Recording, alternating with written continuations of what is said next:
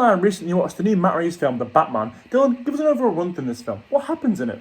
So basically, the Riddler, a sadistic serial killer, starts killing off key political figures in Gotham, and Batman is forced to help investigate the city's hidden corruption and his family's involvement. So Max, we're going to start with the positives of this film. I really liked how it was a different take on the character, and you can really tell because it's influenced by different David Fincher movies such as Zodiac and Seven. Really good films. Oh, brilliant films, yeah. One thing that I thought was brilliant with this film was the overall soundtrack. I thought the song Something in the Way by Nirvana was just a perfect choice for this film. Yeah, they played it quite a few times. They did, yeah. I'd have to agree with that. The music in this film was really good. I really liked the Riddler's theme, composed by Michael Giacchino, I think it was. Yeah. Yeah, it was really creepy. Yeah, the Riddler was just brilliant, I thought. I thought all the characters were great. I thought Robert Pattinson's Batman was good. I thought Catwoman was good. Penguin, Gordon. All the actors were just brilliant. They played their roles very well. Yeah, well, Max, talking of the Penguin, you could barely tell it was Colin Farrell by the amount of makeup he was wearing. Yeah. Mm-hmm. Yeah, I'm excited for the TV show as well. Mm-hmm. The performances were all top tier, but who was our star performer? It's got to be the main Batman. He was just brilliant. Robert Pattinson was good in my opinion. I thought he killed was it. Yeah. I'd have to agree, Max. But speaking of the tiers, where do you think Robert Pattinson lies?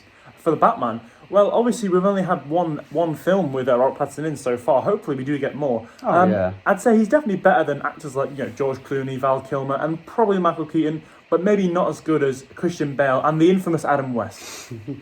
I'd have to agree with that as well, Max. This is definitely the darkest Batman film that we've had. It's very bleak. And it reminds me of the last film that we reviewed, Joker. And Matt Reeves, oh my god, he did a perfect job of painting a visual image of more of a grounded, realistic Gotham City. What do you think about that, Max? Yeah, I agree. It was more realistic, especially the Batmobile. It's literally just a souped-up muscle car. And this also reminds me of one of my favourite scenes in the film, which is the car chase with Batman and Penguin. I loved how at the end, Penguin crashes, and then you see Batman come out the fire, and it looks really realistic because there's no CGI. It's all just real here. Practical effect, right? Yes. Yeah, 100%. I'd have to agree, Max. That's one of my favourite scenes too. Yeah. But I really like the interrogation scene. Arkham, and Batman goes, "What have you done?"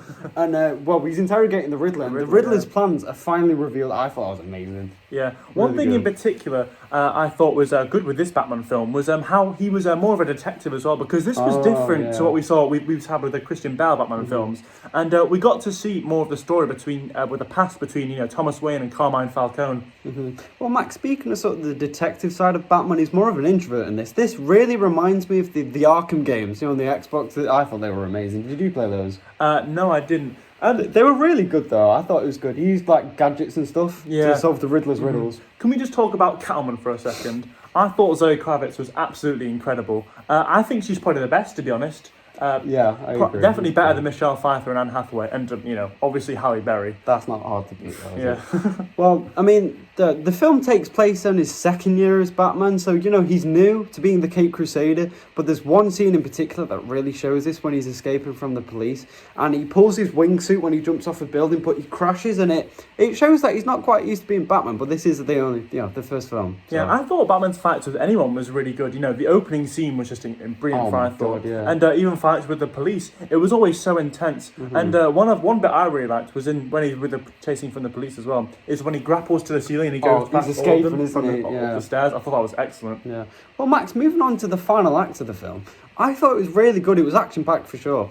But there was one scene that really was anticlimactic. So we're going to talk about the negatives now. The scene that I'm on about is the Barry Keoghan's Joker reveal. Did not like that at all. But it does tell us what to expect for the future. He might be a good Joker. We're not too sure. But, people did hate Heath Ledger, I think he'll be great. Oh, yeah. But something I also didn't like was how they killed off Carmine Falcone. And if any of you guys have watched the Gotham show, they've completely scrapped the war with the Maronis. And being a Gotham fan, that really did annoy me. Yeah, I'm not sure. Talking about Barry Keoghan, I'm not sure if he's going to be an amazing Joker, because obviously people didn't think Heath Ledger would be good, but he's just brilliant. But one thing I thought was a little bit strange in this film is we didn't see much Bruce Wayne. But we did see a lot of Batman, and obviously Robert Pattinson's Batman was incredible.